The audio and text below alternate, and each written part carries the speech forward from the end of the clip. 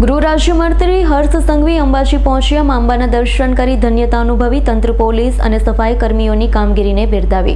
ભાદરવી પૂનમનો મેળો ખીલી રહ્યો છે. માંબાના આંગણે રાજ્યના ગૃહમંત્રી હર્ષ સંઘવી પહોંચ્યા હતા અને દર્શન કર્યા. દર્શન પહેલા તેઓ વિનામૂલ્યે નિરંતર ચાલતા ભોજન પ્રસાદના સિદ્ધ હેમ સેવા કેમ્પ પહોંચ્યા. ત્યાં તેમનું ભવ્ય ચુંદડી ઓઢાડી સ્વાગત કરાયું છે. ત્યારબાદ પોલીસ બેન્ડ સાથે તેઓ પગપાળા પોલીસ મુખ્ય કંટ્રોલ રૂમ પહોંચ્યા, જે જિલ્લા એસપી દ્વારા તમામ વ્યવસ્થા અને સુરક્ષાની માહિતી આપતા સીસીટીવી સર્વેલન્સની કામગીરીનું નિરીક્ષણ કર્યું છે. હર્ષ સંઘવી અંબાજીમાં વિવિધ સેવા કેમ્પની મુલાકાત લઈ સરકાર અને સેવાભાવી સંસ્થાઓ દ્વારા કરવામાં આવેલી સુવિધાઓનું નિરીક્ષણ કર્યું છે. એઆઈ ટેકનોલોજીના સમન્વયથી અસામાજિક પ્રવૃત્તિઓ પર બાજ નજર અને મેળામાં દરેક યાત્રિક ભય વગર હરી ફરી શકે, નિર્ભય બની દર્શન કરી શકે તેવી વ્યવસ્થાને બિરદાવી રાજ્ય સરકારે માઈ ભક્તો માટે કરેલી વ્યવસ્થા અને આયોજન અંગે જણાવ્યું હતું.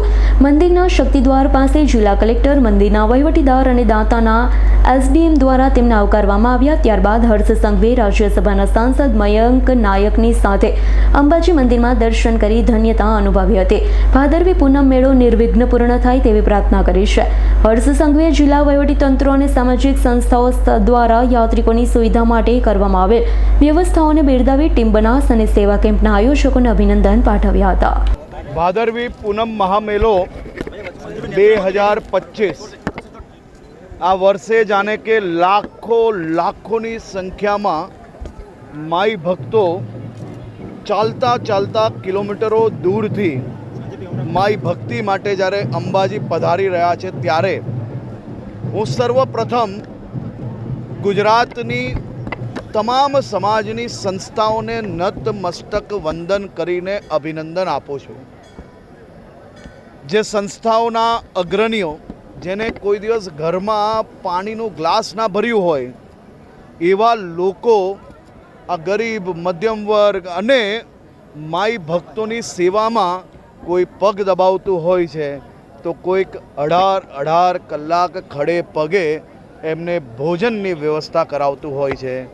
ગુજરાત સરકારના ડૉક્ટરો, મેડિકલ ટીમ, આ બધા જ લોકો ખૂબ મોટી સંખ્યામાં આવા માઈ ભક્તોની સેવામાં લાગ્યા છે. હું મારા રાજ્યના સૌ સફાઈ દૂત ભાઈ બહેનોને નતમસ્તક વંદન કરું છું.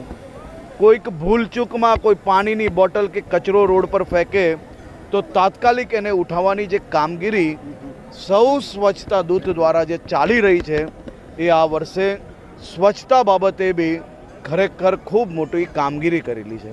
ટુરિઝમ દ્વારા બધા જ પ્રકારની રહેવાની વ્યવસ્થાઓ અને ખાસ કરીને બનાસકાંઠા જિલ્લા વહીવટી તંત્ર એ ખૂબ અભિનંદનને પાત્ર છે.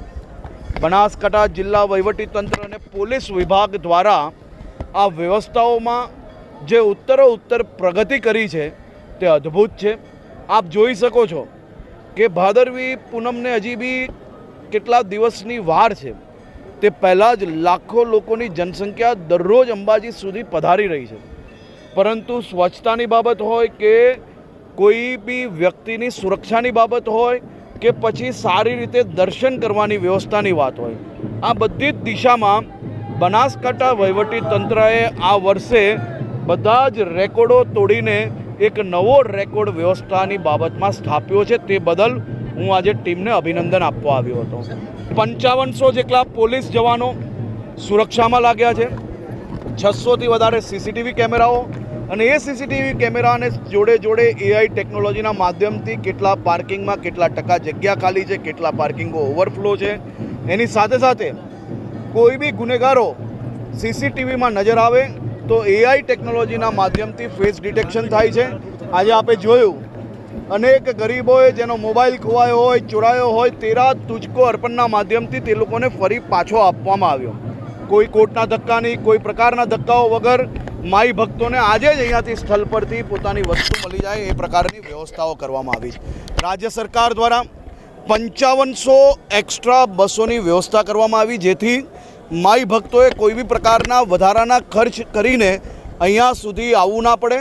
સરકાર દ્વારા સનાતનીઓને પોતાના ધર્મની આસ્થાઓ ખૂબ સારી રીતે નિભાવી શકાય તે માટે મુખ્યમંત્રી શ્રી ભૂપેન્દ્રભાઈ પટેલે વધુમાં વધુ વ્યવસ્થાઓ આપવા માટેનો નિર્ણય લીધો છે અને એ જ પ્રકારે કામગીરી આગળ વધી રહી છે.